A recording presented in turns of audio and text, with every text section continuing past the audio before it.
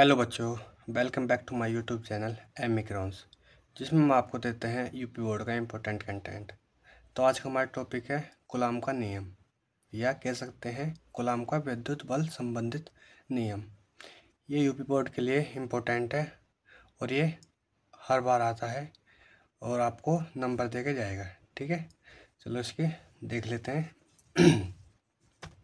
Coulomb का विद्युत बल संबंधित नियम क्या होता है। ठीक है, कूलाम एक भाई साहब थे जिसने एक नियम दिया कि दो स्थिर बिंदु आवेश के मध्य लगने वाला बल आवेश Q1/Q2 के गुणनफल, ये बिंदु आवेश Q1, ये Q2, ठीक है, इन दोनों के बीच लगने वाला बल, ठीक है, उसका गुणनफल, लगने वाला बल आवेश Q1/Q2 का गुणनफल। जैसे हमने कर लिया गुणनफल के अनुक्रमानुपाती, तो ये F फोर्स लगने वाला बल अनुक्रमानुपाती दो बिंदु आवेश Q1 और Q2, तो हमने इनकी गुणा कर ली। ये होगी हमारे फर्स्ट स्टेप। ठीक है, आगे क्या कहता है कूलाम का नियम कि तथा उसके मध्य की दूरी के वर्ग के व्युत्क्रमानुपाती होता है।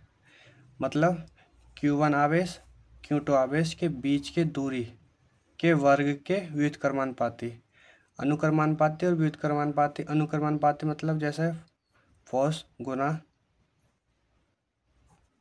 फोर्स अनुक्रमानुपाती, ये Q1 और Q2। ठीक है, व्युत्क्रमानुपाती का मतलब है कि फोर्स व्युत्क्रमानुपाती वो आ जाएगा अपॉन में। ठीक है, तो क्या कह रहा है, उसके मध्य की दूरी के वर्ग के, दूरी Q1 और Q2 के बीच की दूरी है R, ठीक है, इसके वर्ग के व्युत्क्रमानुपाती, तो ये ले लिया हमने फोर्स व्युत्क्रमानुपाती अपॉन R²।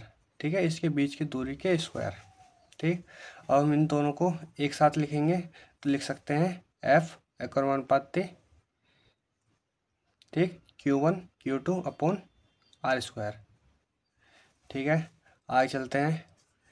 हम इस साइन को हटाने के लिए एक कांस्टेंट के लिए लेते हैं, ठीक है, जिसकी वैल्यू 1/4πε0, या उसकी वैल्यू 9 गुना 10⁹ न्यूटन मीटर स्क्वायर पर कूलाम स्क्वायर।